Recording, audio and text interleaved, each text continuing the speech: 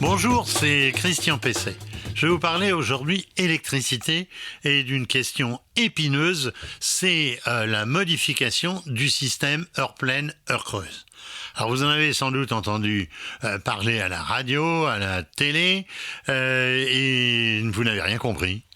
Et moi non plus. Donc comme j'ai rien compris, je me suis penché sur le sujet, je suis là pour ça.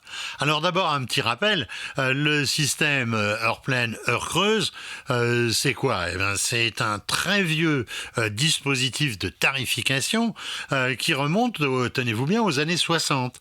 Alors pourquoi ? Parce que c'est un système qui permet de payer l'électricité moins cher la nuit pour inciter les Français à consommer l'électricité au moment où la demande est la plus faible, alors que la production est aussi forte que le reste de la journée. Alors cela a coïncidé avec deux choses.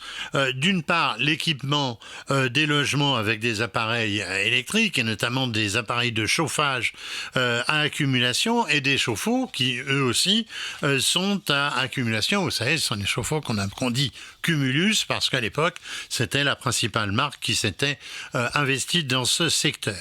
Alors d'autre part, c'est aussi le développement des centrales nucléaires qui produisent alors autant le jour que la nuit alors que la consommation s'effondre. Voilà, c'est l'origine du système.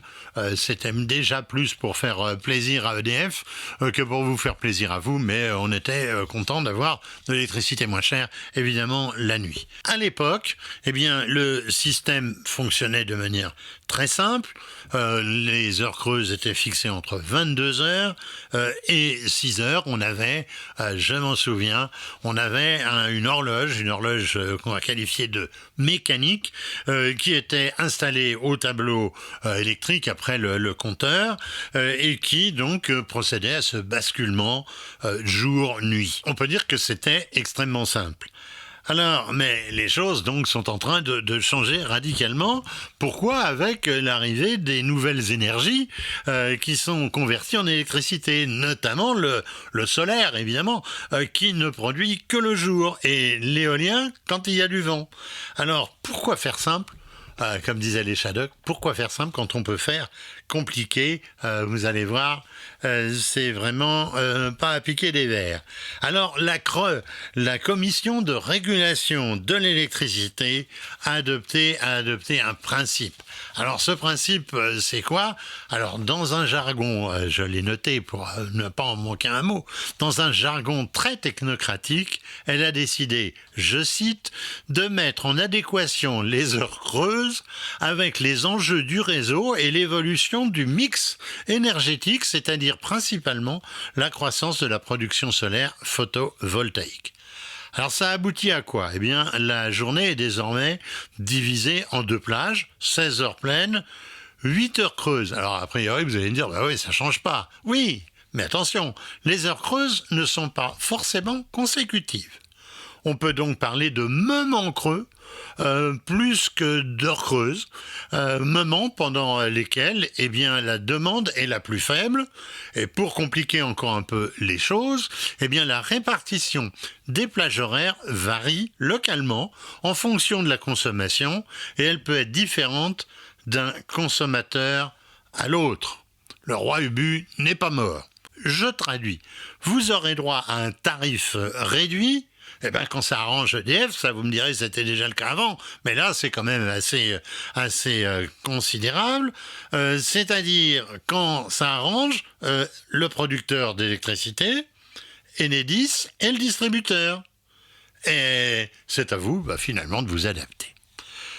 On conservera 8 heures creuses réparties en 5 heures de nuit à tarif réduit entre 23 heures et 7 heures et 3 heures pendant la journée entre 11 heures et 17 heures, mais mobiles, en fonction des besoins locaux du réseau. Ouais, vous avez bien compris. Enfin, vous n'avez rien compris, mais vous allez me réécouter. Ça, c'est possible. Vous serez averti des horaires exacts, donc en quelque sorte des décrochages, un mois à l'avance, donc vous aurez le temps de savoir quelles sont les heures qui pourront donc être en heure creuse. Puis ça peut évoluer entre les saisons, hein, pour simplifier encore les choses. C'est donc à vous d'adapter votre consommation. Alors, top du top.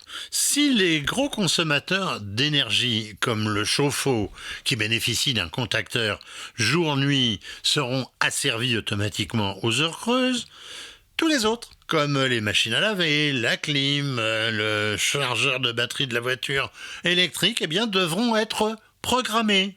Vous saurez un mois à l'avance pour les programmer. Vous n'avez évidemment que ça à faire. Alors, ils seront programmés individuellement ou grâce à des petits boîtiers d'applications domotiques en correspondance avec le fameux compteur Linky, évidemment. C'était certainement un peu le projet qu'il y avait derrière aussi Linky. Alors c'est un vrai casse-tête en perspective, sans garantie des économies qui seront vraiment réalisées.